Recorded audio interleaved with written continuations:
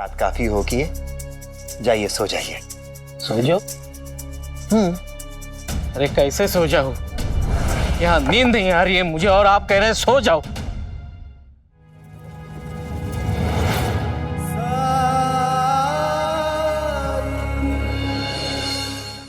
कैसे नियम, कैसे मानदंड? विद्यालय को संचालित करने के लिए कम से कम 20 विद्यार्थी होने चाहिए। यहां तो छात्रों की संख्या कम है। साहब, अब जितने विद्यार्थी गांव में हैं उतने ही तो आएंगे ना यहाँ पे। ये पूरा सच नहीं है साहेब, ये पूरा सच नहीं है। इस गांव में कुछ माता पिता ऐसे हैं जो अपने बच्चों को इस पाठशाला में भेजना चाहते हैं, लेकिन इस पाठशाला को देख के, यहाँ के सुविधाओं को देख के वो अपने बच्चों को इस पाठशाला में नहीं भेज रहे हैं।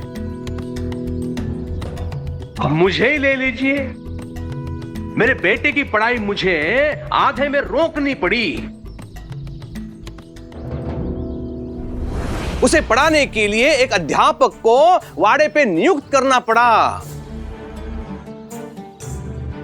हाँ, जब मैं अपने बेटे को उच्च शिक्षा के लिए लंदन भेजने की तैयारी कर रहा था, लेकिन तब की बात जाने दीजिए, वो तो पुरानी बात हो गई। लेकिन आज देखिए इस विद्यालय को, इतने साल बीत चुके हैं लेकिन परिस्थिति में कोई सुधार नहीं है। आप स्वयं जांच लीजिए। देखिए,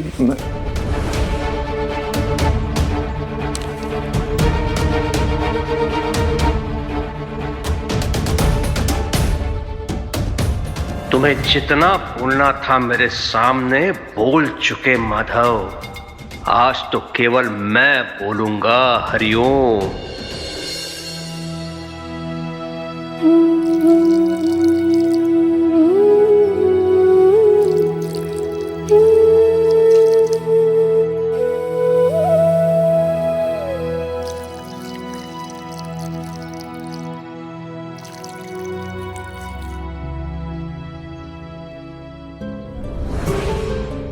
इन कामों का नींद आने से क्या संबंध? पेड़ों की छटाई, घास की निकाई, खाद पानी, क्या ये सभी मेरे इलाज का हिस्सा है?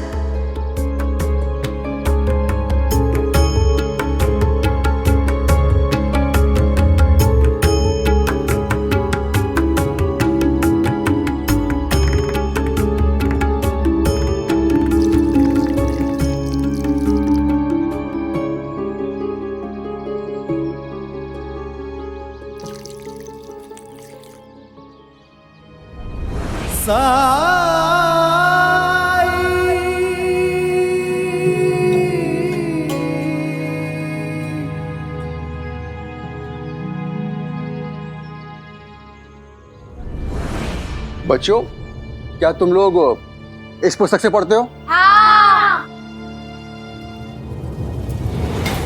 ये क्या है? आप बच्चों को पुराना पाठ्यक्रम पढ़ा रहे हैं? अरे रे,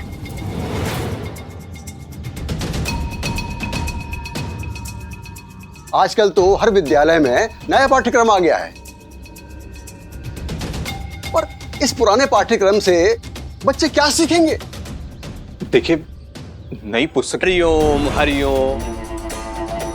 अब ये मत कहना अध्यापक जी कि पैसों की कमी थी, और अगर थी भी तो आप मेरे पास आते, मैं पैसे दान में दे देता इस विद्यालय के लिए।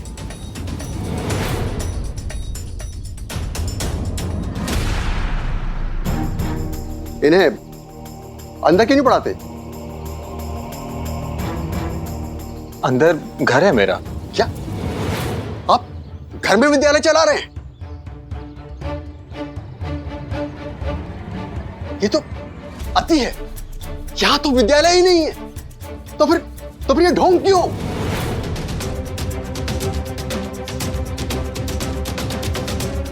पाठशाला कोई परचून की दुकान नहीं है कि घर के एक हिस्से में चला ली। ये ब्रिटिश सरकार के नियम के विरुद्ध है। साहब, देखिए, मेरे पास कोई दूसरी जगह नहीं है जहां मैं बच्चों को पढ़ा सकूं। और विद्यार्थियों के माता पिता की अनुमति के बाद ही मैं इन्हें यहाँ पढ़ा रहा हूं। हरिओम हरिओम अध्यापक जी, माता पिता की नहीं, ब्रिटिश सरकार की अनुमति चाहिए होती है विद्यालय को चलाने हेतु। क्या आपके पास ब्रिटिश सरकार की लिखित अनुमति है?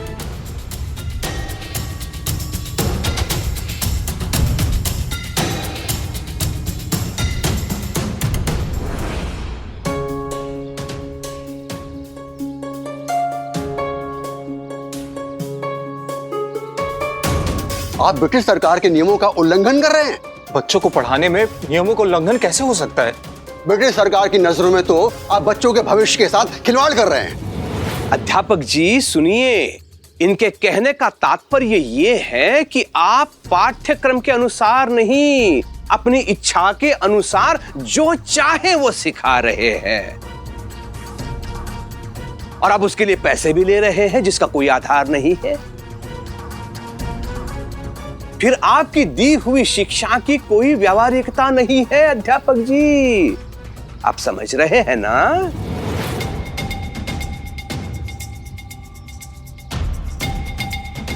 अच्छा, तो आप बताइए, आपके विद्यालय के कितने पढ़े हुए बच्चे महाविद्यालय गए हैं? हाँ,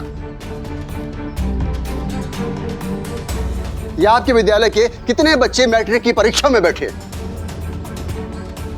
महाविद्यालय मैट्रिक नहीं साहब, देखिए एक छोटा सा गांव है और यहां से बच्चे बाहर पढ़ने के लिए नहीं जाते हैं। अरे जाएंगे तब ना अध्यापक जी, जब आप उन्हें उसके लिए तैयार करेंगे। अरे आप यहां क्या पढ़ाते हो, किसी को कुछ पता नहीं है। कहीं ऐसा तो नहीं है कि आप इन विद्यार्थियों को क्रांतिकारी बनाना चाहते हो? पहले ही बहुत क्रांतिकारी हैं, मुझे और नहीं चाहिए। इसलिए मैं इस विद्यालय को अभी इसी समय बंद कर रहा हूं।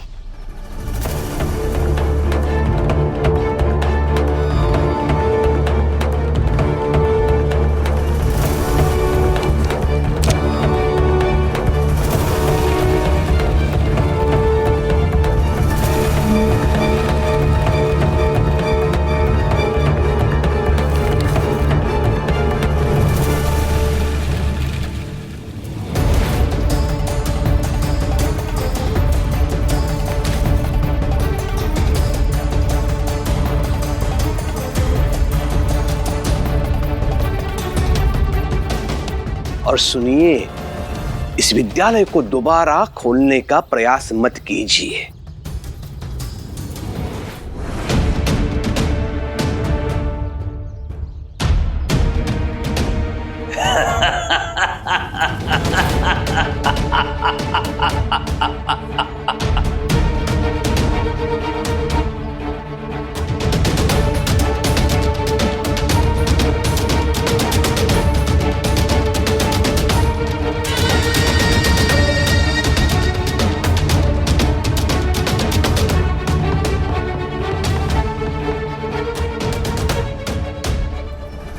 हरिओम।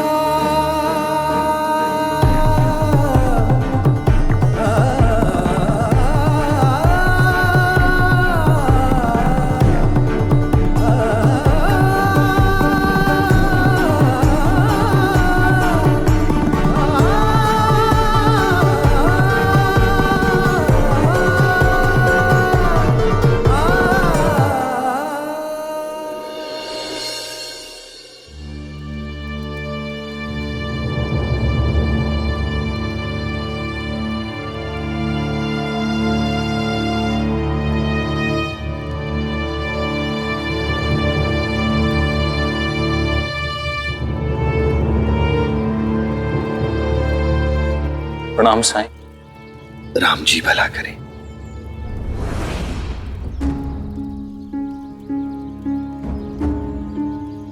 क्या आप मेरे लिए कुएं से पानी भर लाएंगे? लाता हूं। साई वो आज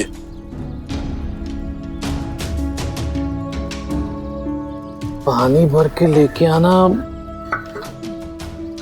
और मेरी नींद ना आना, इससे मेरी बीमारी ठीक हो सकती है।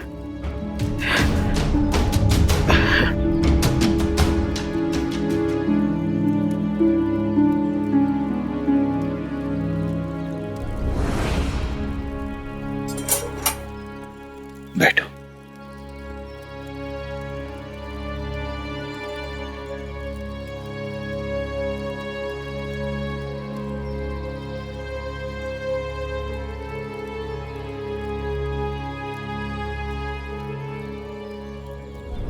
साई वो आज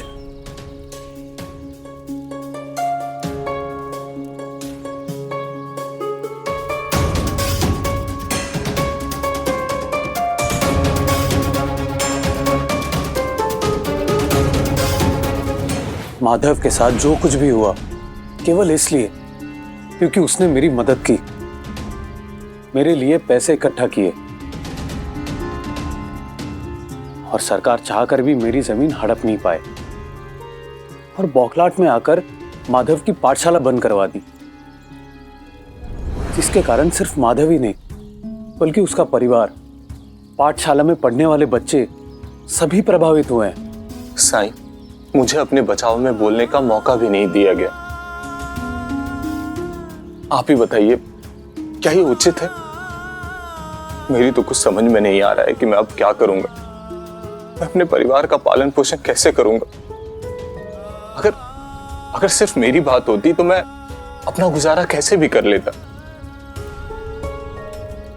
लेकिन बात भामा और उससे भी अधिक उद्धव की परवरिश की है।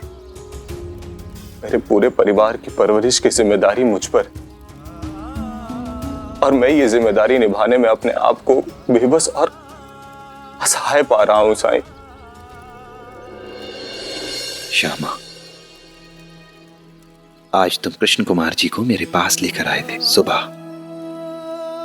उस समय उनकी जो दशा थी, क्या तुम उससे भी अधिक असहाय हो? कई रातों से नींद नहीं आ रही साई, दिन में भी नींद नहीं आती। लेकिन क्यों? वही तो जानने आया हूं साई। नहीं साईं, उनकी हालत तो बद से बदतर थी। लेकिन फिर भी वो खुद को असहाय नहीं मानते, जबकि बहुत सी कठिनाइयों का सामना करके वो मुझ तक पहुंचे हैं। तुम जानते हो, रास्ते में उनकी बैलगाड़ी की धुरी टूट गई, फिर भी वो चलते रहे पैदल। हालात बदतर थे, खुद का होश नहीं था, लेकिन उनके मन में मदद मिलने की चाह थी और इसलिए वो खुद की मदद करते रहे। तुम समझ रहे हो ना मैं क्या कह रहा हूं? नहीं साईं। बेबसी, लाचारी, ये सब मन की स्थिति है, एक सोच है, एक धारणा है। अगर तुम सोचते हो कि तुम लाचार हो, बेबस हो, तो तुम हो, और अगर तुम सोचते हो कि तुम लाचार बेबस नहीं हो, तो फिर तुम नहीं हो। और इससे पहले भी तो तुम्हारे जीवन में इससे भी अधिक बड़ी बड़ी परेशानियां आई हैं, तुमने ही सामना किया है उनका। क्या तुम उन परेशानियों से नहीं उबर पाए? बोलो। सब आपकी और भगवान की कृपा थी साईं, वरना मैं तो उनको। भगवान भी उन्हीं की मदद करता है जो अपनी मदद खुद करते हैं। और याद करो, वो तुम ही थे जिसने परेशानियों से लड़ने का, जूझने का संकल्प लिया था। हार ना मानने का फैसला किया था उसने। चिंता में डूबने के बजाय कर्म पर विश्वास किया था तुमने, और तभी उस ईश्वर ने भी तुम्हारी मदद की थी। आज एक बार फिर तुम्हें वैसा ही करने की जरूरत है। हाँ साईं, आपने बिल्कुल सही कहा। मैं हालात से लड़ूंगा, टूटूंगा नहीं। अगर मैं आपसे मिलने से पहले वाला माधव होता तो हाँ, जरूर टूट जाता। लेकिन अब मैं आपका श्यामा हूं। आपकी कृपा से सब ठीक हो जाएगा। मेहनत करूंगा मैं, और जरूरत पड़ी तो अपने परिवार को पालने के लिए मजदूरी भी करूंगा। क्योंकि अगर मैंने हार मान ली तो फिर उद्धव को क्या सीख मिलेगी? कई बार हम परिस्थितियों से हार मान लेते हैं और उन्हें बदलने के लिए उस परमपिता परमेश्वर, उस ईश्वर से प्रार्थना करने लगते हैं, क्योंकि हम ये नहीं जानते कि ये वो विपरीत परिस्थितियां ही हैं जिनके जरिए वो ईश्वर हमें बदलना चाहता है, एक नई राह दिखाना चाहता है हमें।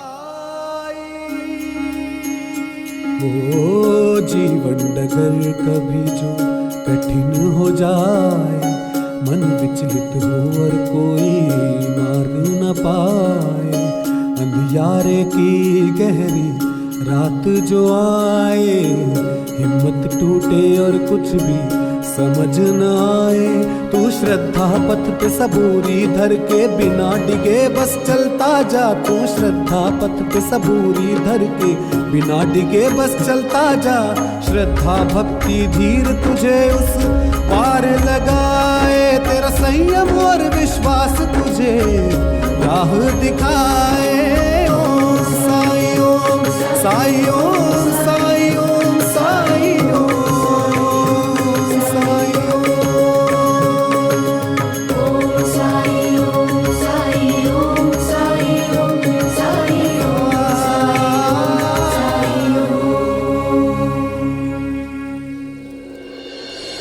पाटिल जी, अगर मेरे लिए कोई भी काम हो तो मुझे बताइए,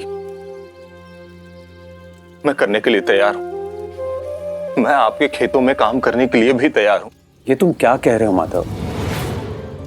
मजदूर के रूप में तुम्हें काम पे मैं कैसे रख सकता हूं? तुम एक अध्यापक हो।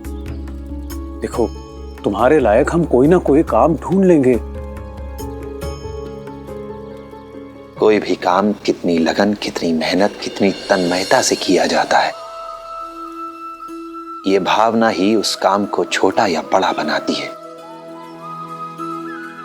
और जो भी काम इज्जत के साथ सर उठाकर समाज में जीने का मौका दे, वो काम कभी छोटा नहीं हो सकता। उस काम को करने में कभी शर्म नहीं करनी चाहिए। ठीक है साई, अगर आप ऐसा सोचते हैं कि ये सही है तो मैं तैयार हूं। तो चलिए, मैं आज से ही काम करना चाहता हूं, ताकि कुलकर्णी सरकार को भी तो पता चले कि वो मुझे एक दिन के लिए भी बेरोजगार नहीं रख सकते। प्रणाम सर। राम जी भला करे।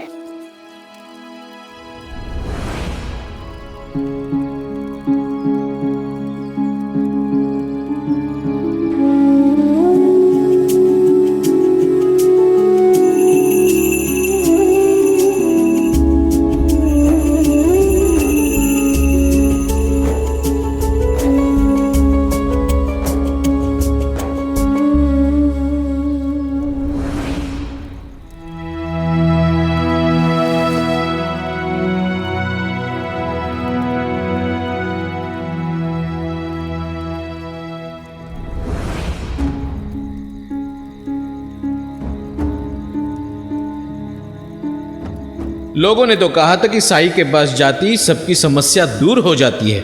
वो चमत्कारी है, तो फिर मेरे साथ इतनी देर क्यों लगा रहे हैं? इलाज करने की जगह मजदूर बनाकर दिन भर काम करवा करवा के थका दिया है मुझे।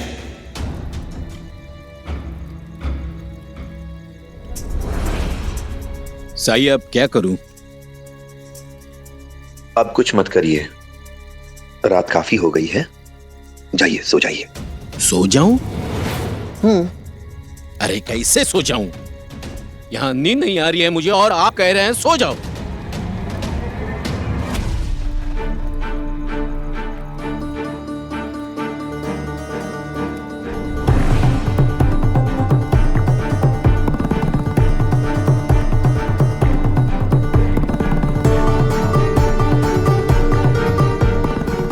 साई तो घोड़े बेचकर सो गए।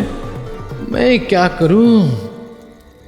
हो सकता है साई ने मुझसे इतना काम इसलिए करवाया हो ताकि मैं उन्हीं की तरह थक कर जल्दी सो जाऊं।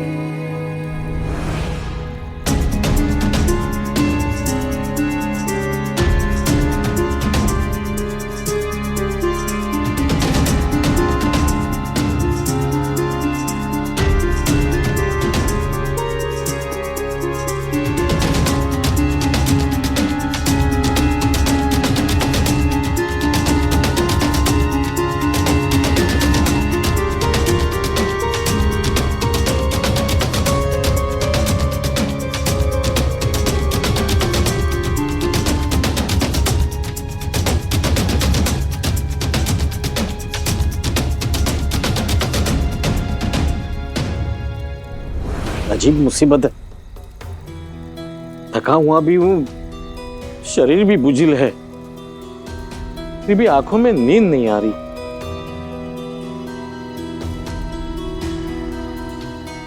सबने कहा था साई से जाकर मिलो, और क्या किया साई ने? नौकर बना के रखा है मुझे। इतना बड़ा व्यापारी यहां साई की लेंडी बाग में माली बनकर बागबानी कर रहा हूं। कभी पानी भरकर ला रहा हूं, कभी झाड़ू लगा रहा हूं। क्या ये सब काम मुझे शोभा देता है?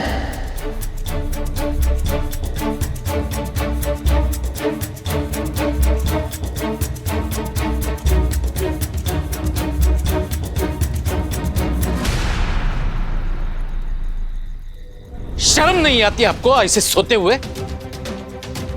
मैं आपके पास मेरी नींद न आने की समस्या का समाधान पाने आया था।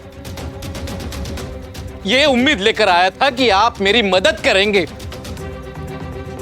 लेकिन आपने मेरी मदद करने की कोशिश भी नहीं की। नौकर बना के रख छोड़ा है मुझे।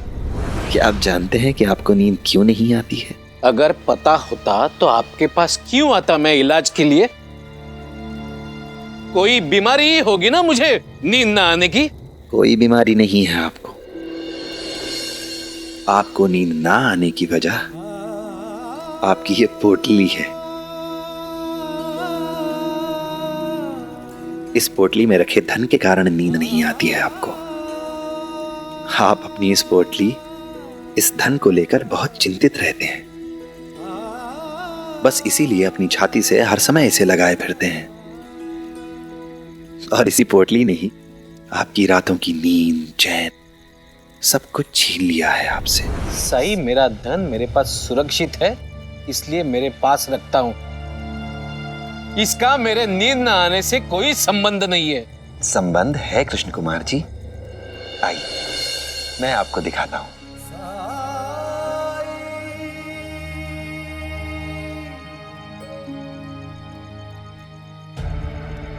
पता नहीं कहां ले जाएंगे अपने साथ।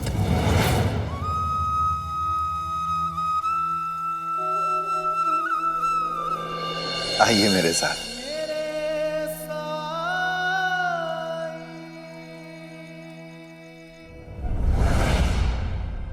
सो जाओ बेटा। भाई, पापा क्या करेंगे अब? तुम चिंता मत करो। जो पूरी मेहनत के साथ काम करते हैं ना, वो कोई ना कोई काम ढूंढ ही लेते हैं। तुम सो जाओ।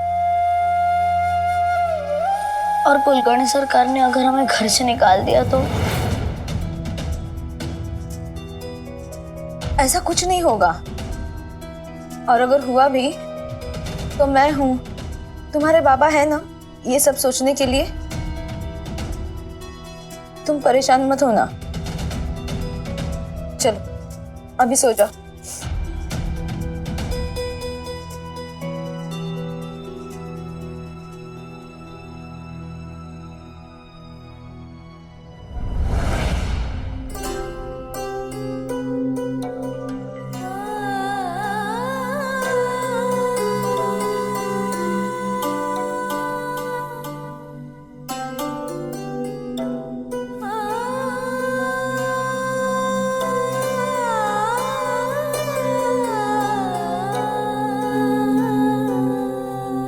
उद्धव को तो शांत करा दिया, लेकिन अपने आप को क्या समझाऊं, कैसे समझाऊं? मुझे भी तो यही चिंता खाए जा रही है कि अब क्या होगा हमारा। भामा, साईं कहते हैं कि कोई भी काम छोटा या बड़ा नहीं होता, और मैंने पाटिल जी से बात की है। मैंने उनसे कहा है कि वो मुझे अपने खेतों पे मजदूर के रूप में रख लें।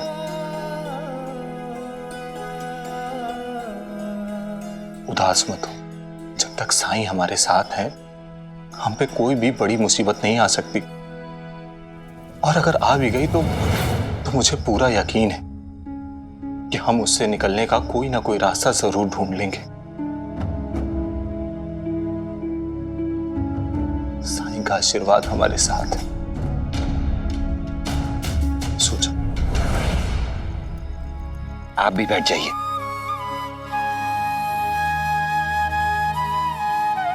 अपने हाथ में मुट्ठी पर रेत लीजिए और उसे ऐसे पकड़िए जैसे वो आपकी पूंजी हो। इससे मेरी नींद न आने की समस्या हल हो जाएगी। प्रयास किए बिना परिणाम का पता चला है कभी? आए थे हरि भजन को, उठन लगे कपास।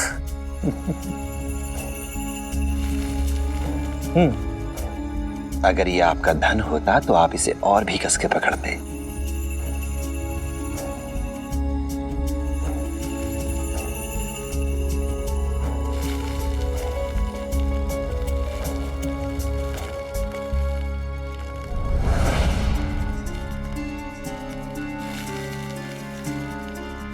सारी रेत फिसल कर नीचे गिर गई। एक बार फिर से प्रयास कीजिए।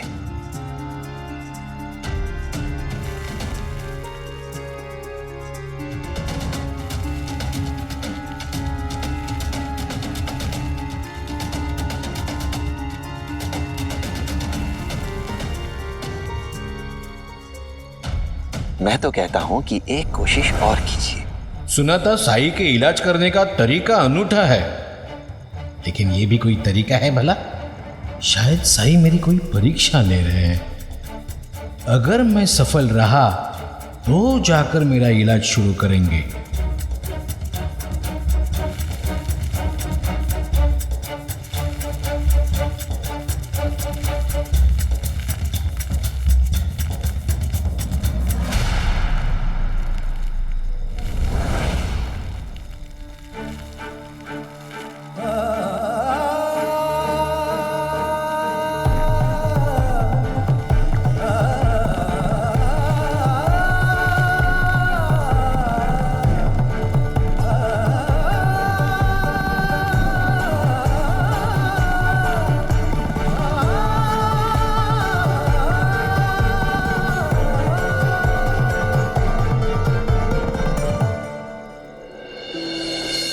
सही है, मैं क्यों नहीं कर पा रहा हूं? ये जो रेत आपकी मुट्ठी में बची है, ये है आपका धन।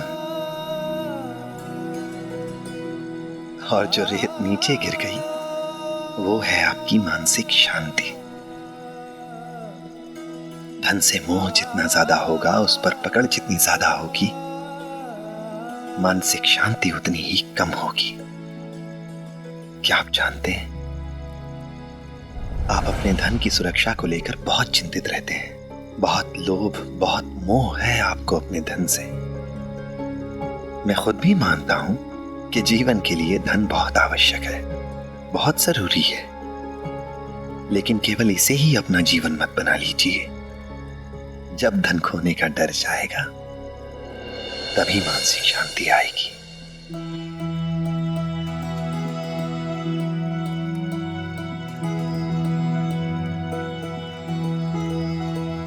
आप कहते हैं तो मैं मान लेता हूं, लेकिन आपको लगता है मैं ठीक हो जाऊंगा? मैं रोज सो पाऊंगा? एक बार प्रयास तो करके देखिए। आइए मेरे साथ।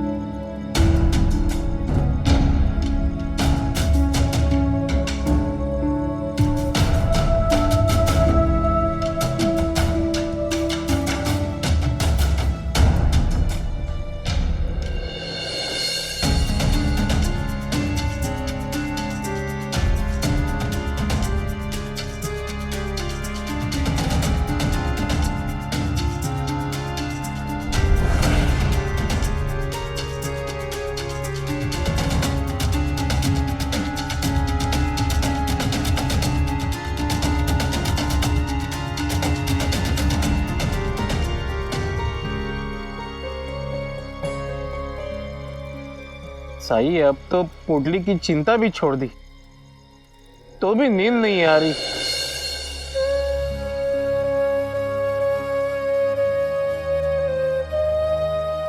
तब तो आपके साथ कुछ ऐसा होना चाहिए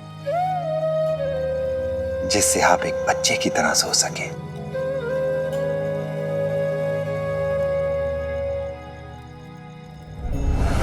बच्चे से याद आया सही, बचपन में जब मुझे नींद नहीं आती थी ना, तब मुझे आई लोरी गाकर सुनाती थी और मैं सो जाता था। सच में आज मुझे आई की लोरी की बड़ी याद आ रही है।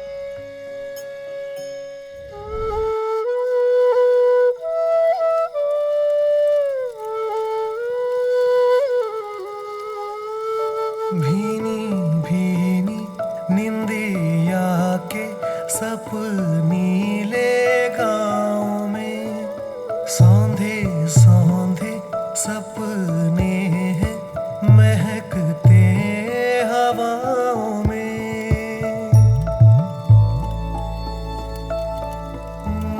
भीनी भीनी निंदिया के सपनी ले गाँव में, सौंधे सौंधे सपने हैं महकते हवाओं में। सो जा मेरे लाडले तू ममता की छाँव में, सो जा मेरे लाडले तू ममता की छाँव में।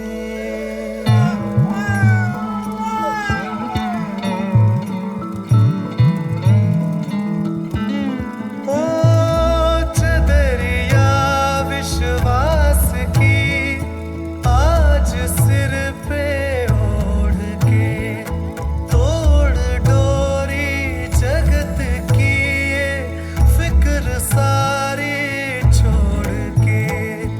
उलझनों की गठरी तेरी रख दे मेरे पाँव में, सो जा मेरे लाडले तू ममता की छाँव में।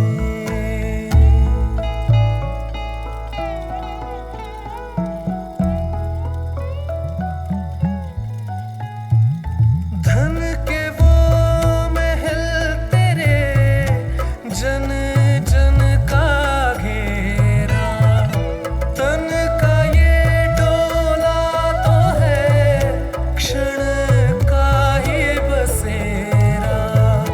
कुछ नहीं तेरा यहाँ सांस के इस दांव में, सो जा मेरे लाडले तू ममता की छाँव में।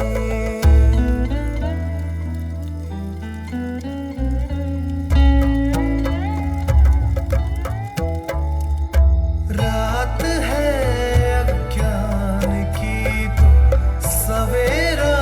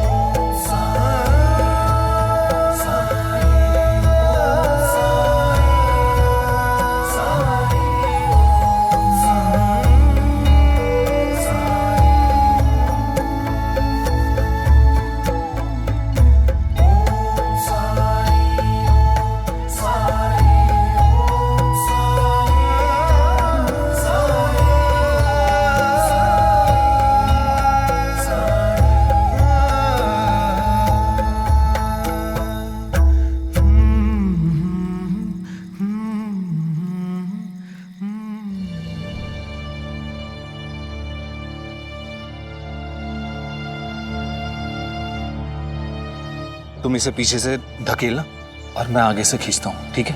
नहीं नहीं अध्यापक जी, बहुत मेहनत वाला काम है। आप एक काम कीजिए, पीछे से हल पकड़ के मेरी मदद कीजिए, मैं आगे से हल खींचता हूँ।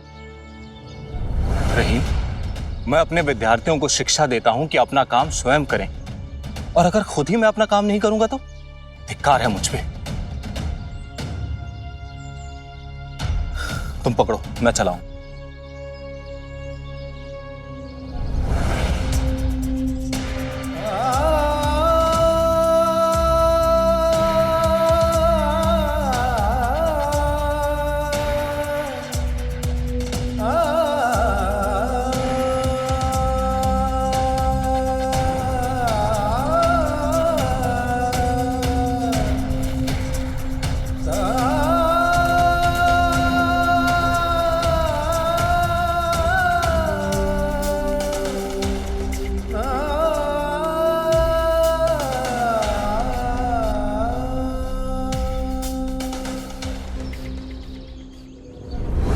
क्यों ऐसा होता है कि इस संसार में सत्यवादी लोगों को इतने कष्ट उठाने पड़ते हैं?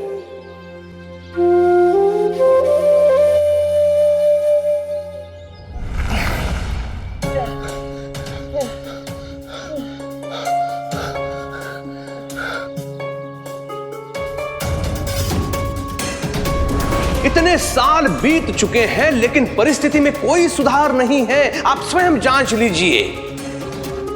अब ये मत कहना अध्यापक जी कि पैसों की कमी थी, और अगर थी भी तो आप मेरे पास आते, मैं पैसे दान में दे देता। अरे आप यहां क्या पढ़ाते हो, किसी को कुछ पता नहीं है। कहीं ऐसा तो नहीं है कि आप इन विद्यार्थियों को क्रांतिकारी बनाना चाहते हो? पहले ही बहुत क्रांतिकारी हैं, मुझे और नहीं चाहिए। इसलिए मैं इस विद्यालय को अभी इसी समय बंद कर रहा हूं।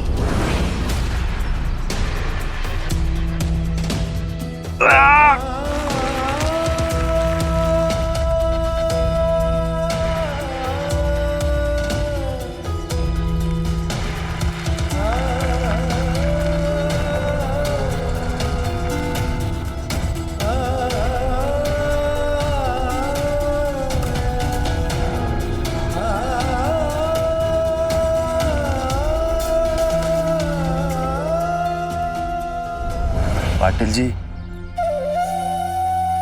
इनसे अच्छा गुरु हमारे बच्चों के लिए और कोई नहीं हो सकता है। इनको ऐसी हालत में देख के बहुत दुख हो रहा है।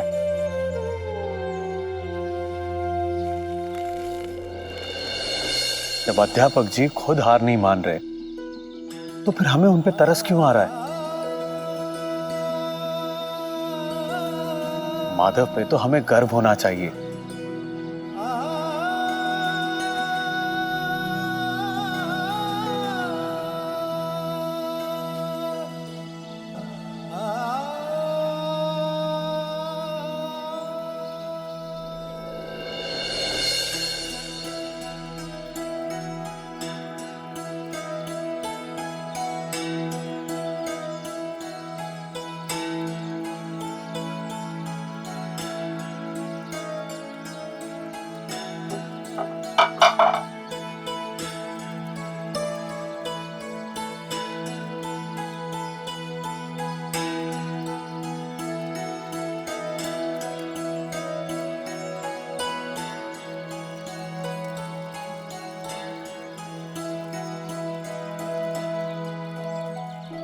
नींद पूरी हुई?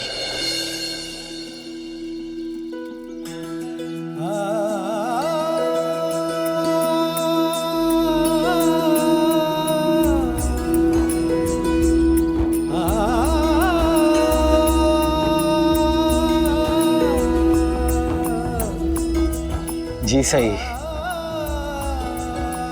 लेकिन आपकी नींद खुली तो मुझे भी जगा देते। बहुत दिनों बाद सोए थे आप, इसलिए जगाना उचित नहीं समझा।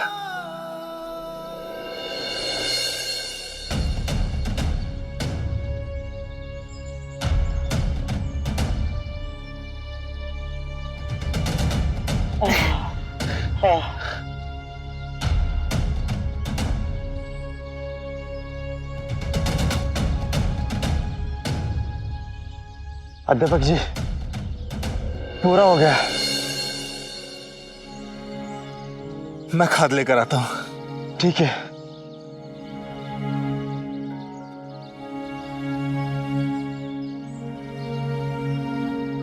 पता नहीं, कुछ समझ में नहीं आ रहा है।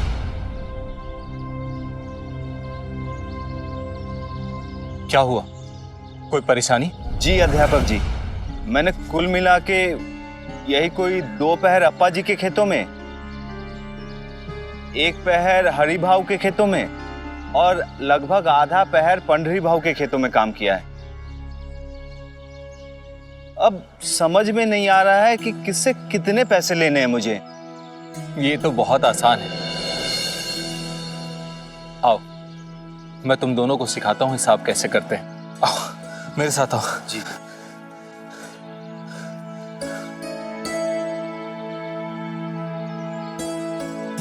बैठिए, मैं आप लोगों को हिसाब करना सिखाता हूं।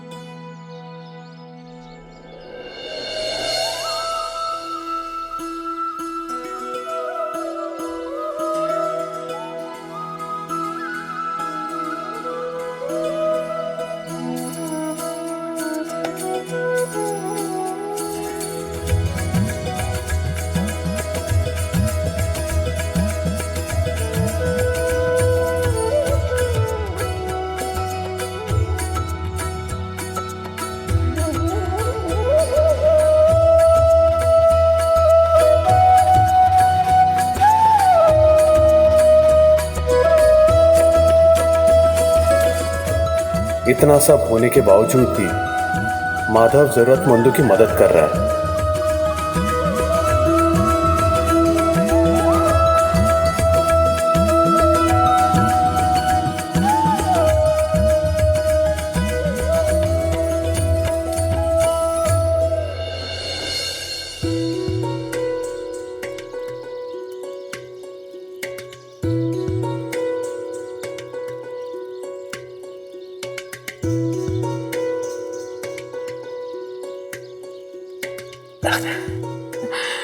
सच कहूं साईं, बचपन में मेरी आई लोरी सुनाती थी, बड़ी चैन की नींद आती थी। बिल्कुल वैसी ही नींद बीती रात आई मुझे।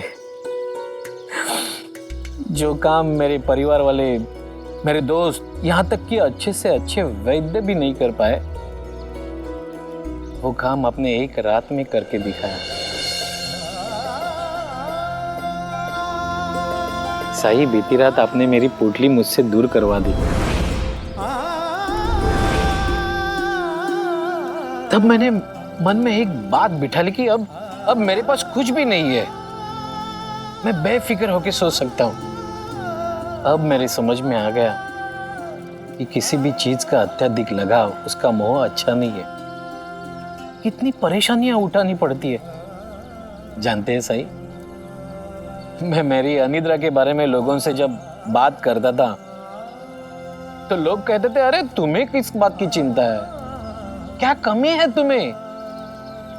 भगवान ने दिया हुआ तो सब कुछ है तुम्हारे पास, फिर तुम्हें नींद क्यों नहीं आती? लोग समझ ही नहीं पाए कि पैसों की वजह से मैंने बचपन में कितने दुख झेले हैं। बरसों की कड़ी मेहनत के बाद, संघर्ष के बाद मैं जब अमीर बना तो मुझे पैसों से लगाव हुआ।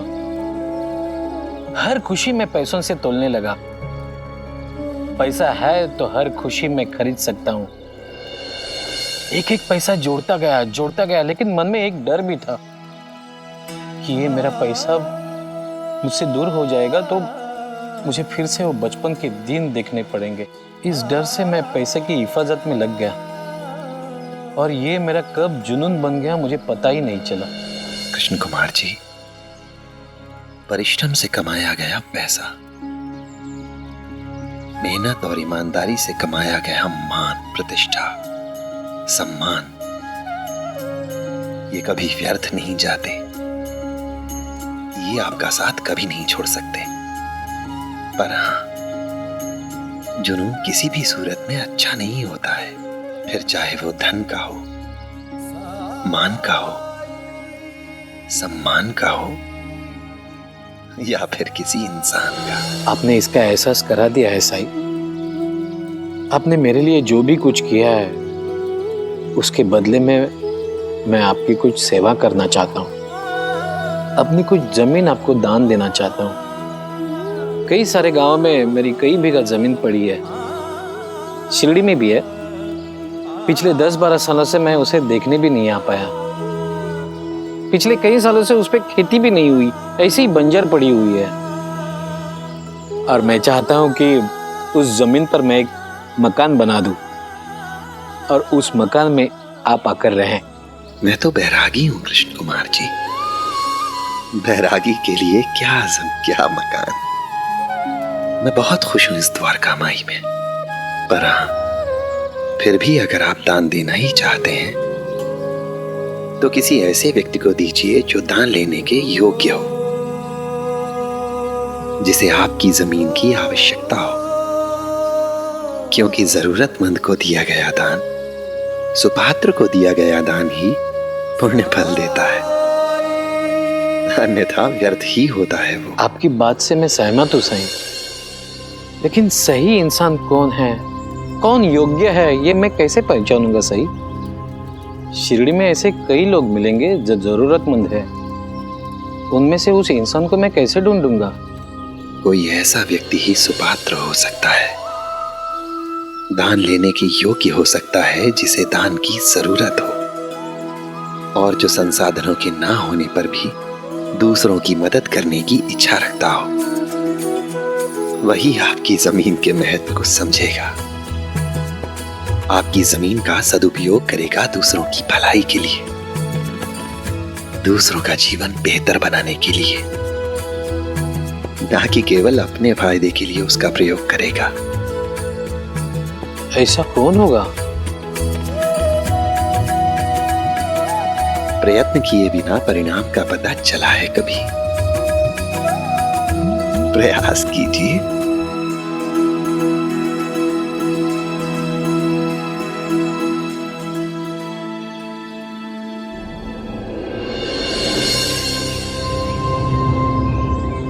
कहां मिलेगा योग्य याचक?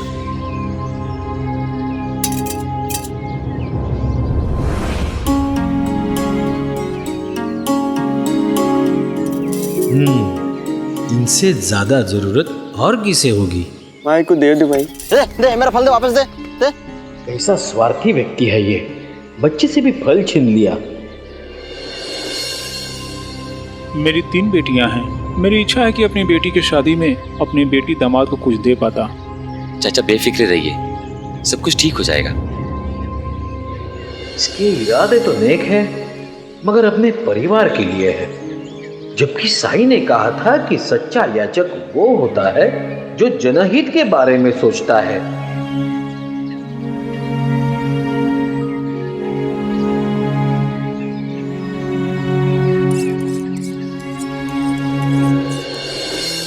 बेसहारा पशुओं के लिए एक छोटा सा बसेरा बनवाना चाहता हूँ। द्वारका माई में एक है, लेकिन उसमें ज्यादा जगह नहीं है। अगर मेरे पास और थोड़े पैसे होते तो जरूर बनवा देता। ये सही लग रहा है, मैं इसे दान दे सकता हूं।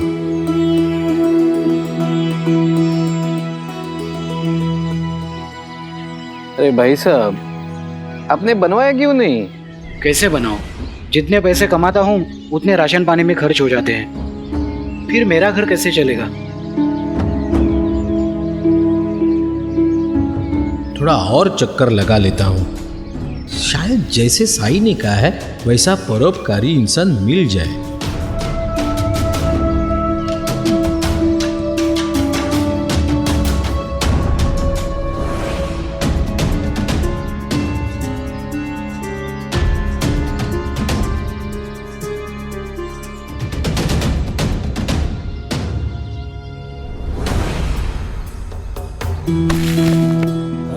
अध्यापक जी, रुकिए रुकिए, मैं खुद कर लूंगा। वो मजदूर कुछ जाना पहचाना सा लग रहा है। आप जाइए।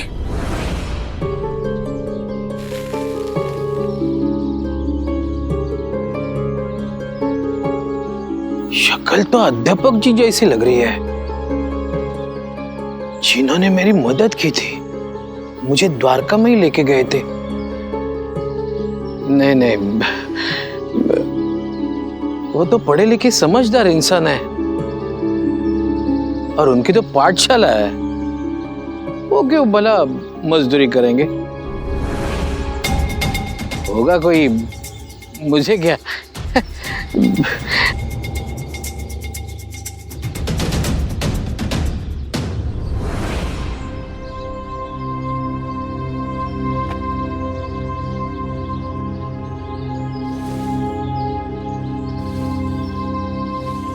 सुनिए भाइयों, दोपहर हो चुकी है, खाना खा लीजिए।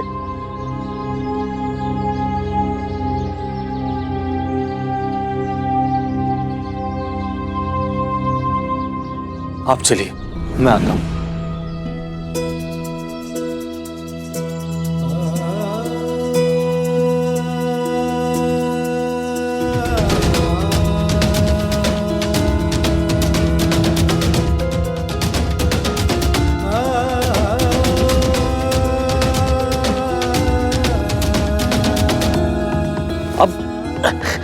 अब बस भी करो माधव, चलो खाना खा लो आराम से।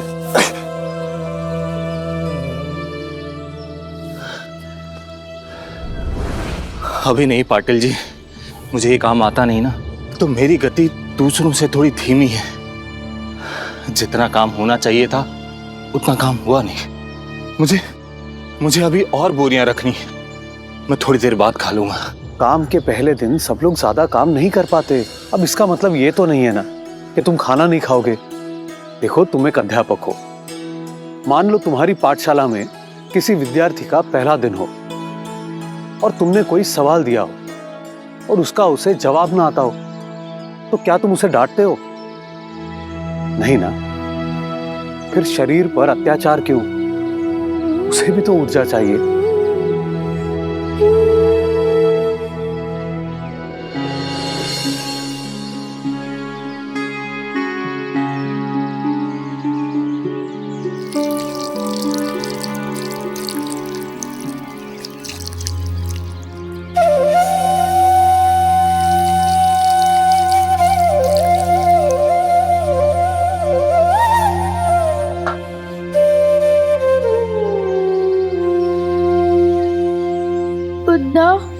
क्या आप तुम्हारे बाबा हमें कभी नहीं पढ़ाएंगे?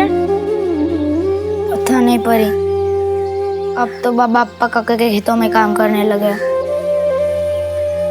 फिर हमारी पढ़ाई का क्या होगा? कौन हमें शिक्षा देगा? शिक्षा तो अध्यापक जी ही देंगे।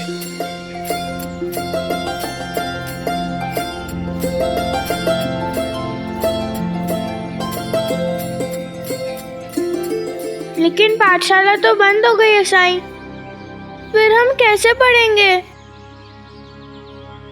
पाठशाला बंद हुई है, पढ़ाई तो नहीं।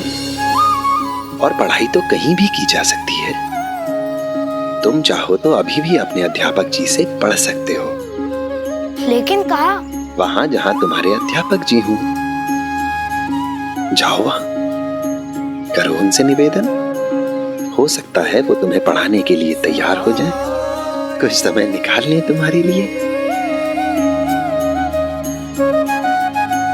चलो।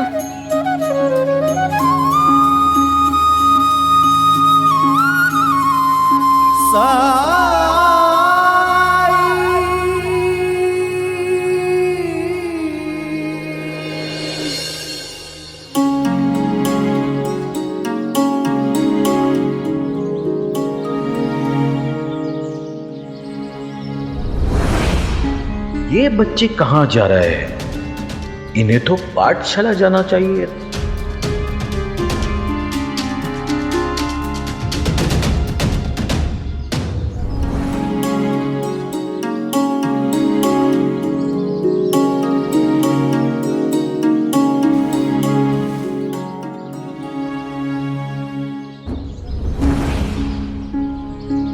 हाय कहती है कि किसी को खाना खाने के समय नहीं परेशान करना चाहिए।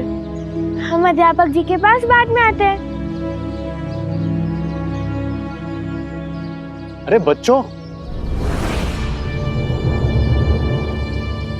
बच्चे?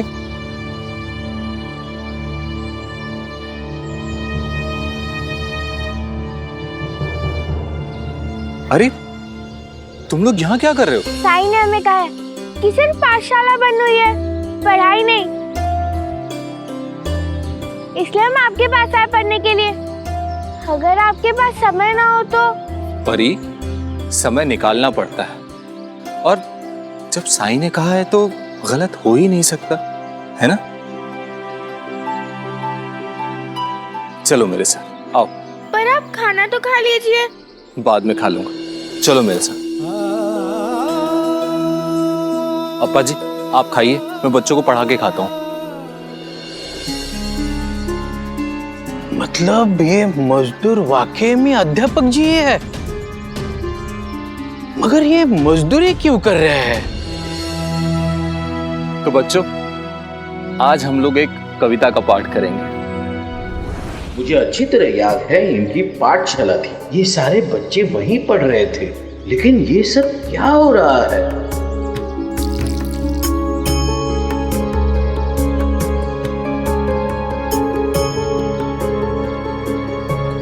बहू, बहू, ये अध्यापक जी है ना? फिर ये आज खेत में मजदूरी क्यों कर रहे हैं? हाँ, माधव अध्यापक है। शिरडी में सबसे मददगार लोगों में से एक है वो। कुछ समय पहले मैंने मेरी जमीन गिरवी रखी थी, उसे छुड़ाने के लिए इसी ने मेरी मदद की।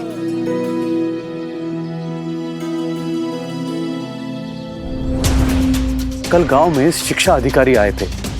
नियमों का हवाला देकर उन्होंने माधव की पाठशाला बंद करवा दी।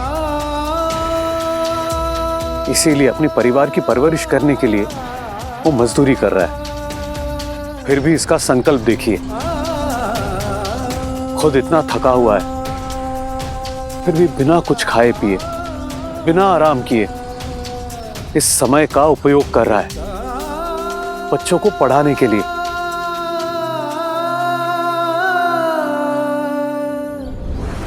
मेरे बेटे तात्या ने भी माधव के पाठशाला में ही शिक्षा प्राप्त की, और अब वो इतना लायक हो गया है कि वो मेरा पूरा कारोबार संभालता है।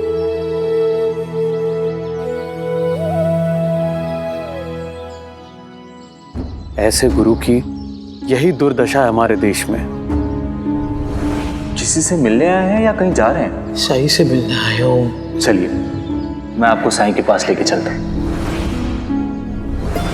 कोई ऐसा व्यक्ति ही सुपात्र हो सकता है, दान लेने के योग्य हो सकता है जिसे दान की जरूरत हो, और जो संसाधनों के ना होने पर भी दूसरों की मदद करने की इच्छा रखता हो। वही आपकी जमीन के महत्व को समझेगा। वो कहते हैं किस्मत जिसको कर्म का फल है, जीवन में कर्म योग का मार्ग ही अटल है। जो कुछ है हाथ में तेरे एक यही पल है, अच्छे कर्म किए जाए तो जीवन सफल है। ओम साई ओम साई ओम साई ओम साई ओम साई ओम साई ओम साई ओम साई ओम साई ओम साई ओम साई ओम साई ओम। अब इस पोटली से आपको कोई तकलीफ नहीं होगी कृष्ण कुमार जी, क्योंकि आपको सच्चे ज्ञान की प्राप्ति हो गई है।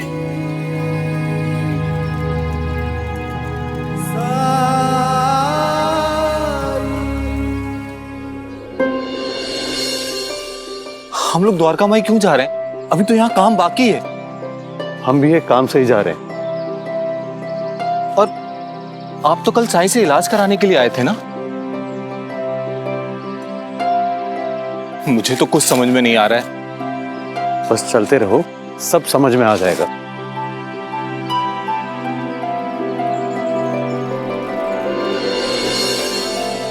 प्रणाम साई। साई, मुझे मेरा याचक मिल गया है। अध्यापक जी से ज्यादा योग्य इंसान मुझे पूरे शिरडी में दूसरा कोई नहीं मिला। लगता है आपने अपना याचक बहुत समझदारी से चुना है।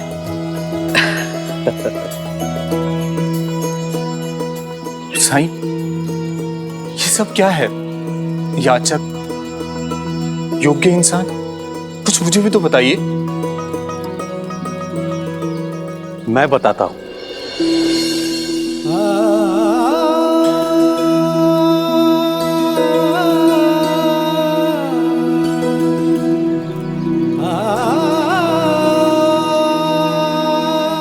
लेकिन कृष्ण कुमार जी, मैं आपकी जमीन का क्या करूंगा? मैं अध्यापक हूं, किसान नहीं।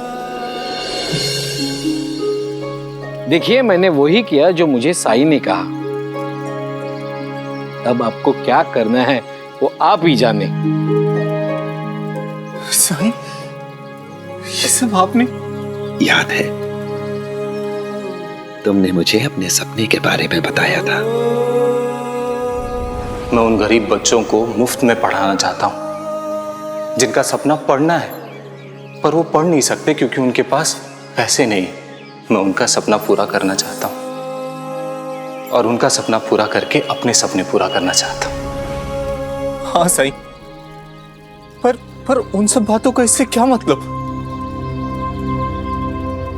मेरे पास इतने पैसे नहीं कि मैं पाठशाला बना सकूं। तो पैसे जमा करने के लिए कृष्ण कुमार जी की जमीन का उपयोग करो, खेती करो उस पर।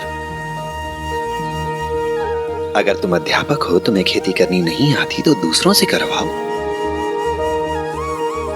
इससे गांव के किसानों को स्थायी रोजगार मिलेगा और तुम भी अपना घर चला सकोगे। खेती करके इतने पैसे जमा करो कि अपने सपने को पूरा कर सको। जो सपने तुमने गांव के बच्चों के लिए देखे हैं, उन्हें पूरा कर सको।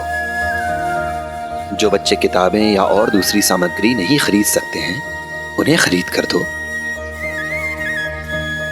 अपने सपनों को पूरा करने के लिए इसी जमीन से पैसे पैदा करो और पूरा करो अपने सपनों को। बच्चों की भलाई के लिए जो कुछ कर सकते हो वो सब कुछ करो। साईं, क्या ये सब सच में सच होने जा रहा है? हाँ श्यामा, ये सच है। चलो, तुम्हें तुम्हारी जमीन दिखाता हूं। चलो आओ मेरे साथ, चलो आओ। कृष्ण कुमार जी,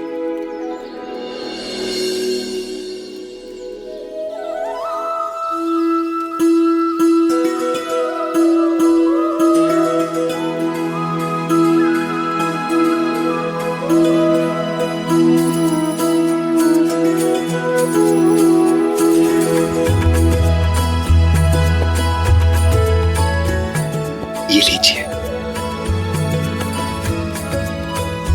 आपकी अमानत। अरे, इसे तो मैं भूल ही गया था। धन्यवाद। राम जी भला करे। चलो चलो, आओ आओ आओ आओ, चलो चलो आओ आओ।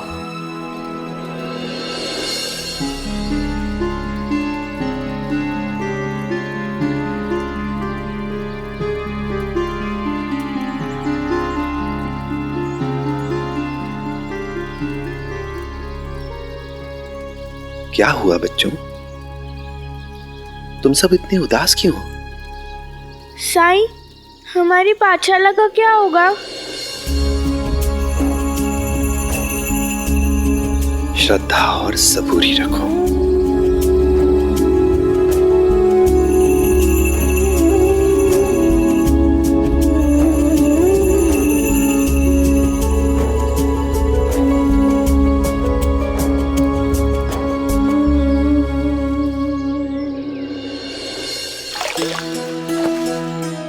राम जी भला करें।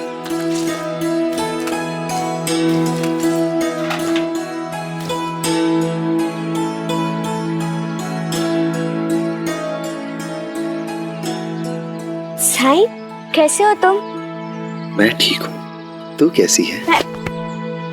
देख के नहीं चल सकते तुम लोग? गलती हो गई दीदी। कोई बात नहीं लक्ष्मी, गलती हर इंसान से होती है, और हम बड़ों को भी कुछ बातों को नजरअंदाज करने की, कुछ बातों को अनदेखी करने की आदत डालनी चाहिए। राम जी भला करें।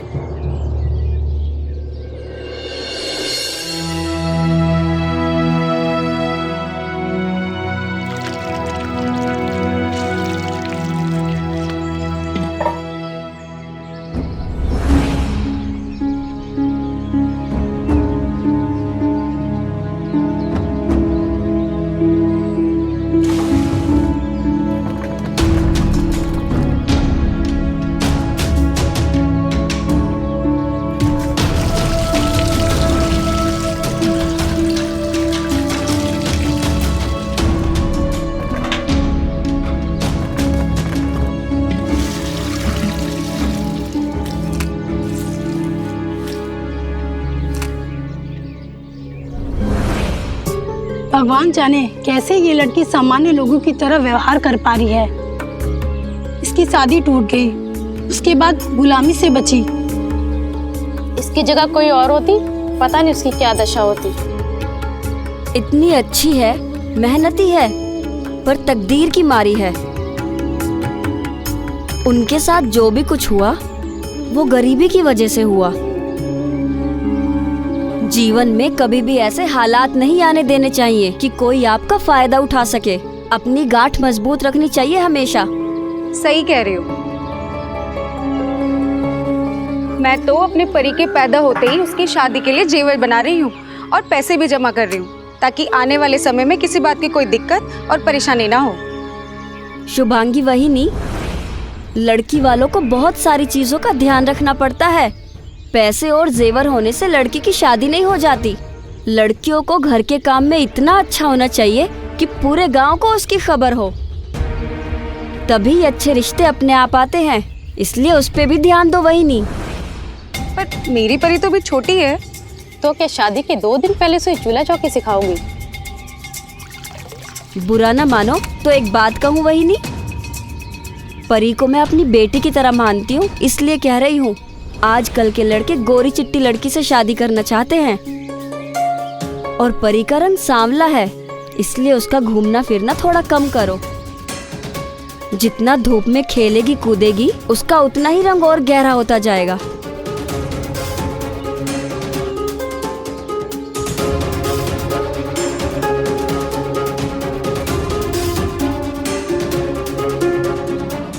परी परी परी परी, कहाँ चली गई होगी वो? चलो द्वारका में जाके देखते हैं। चलो।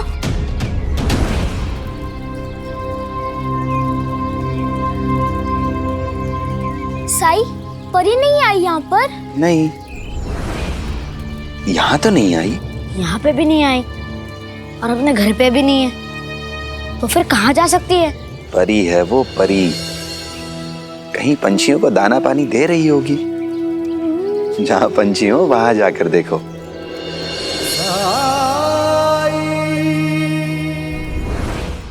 धार्मिक वीडियो सबसे पहले देखने के लिए हमारे चैनल को सब्सक्राइब करें और बेल आइकन दबाएं।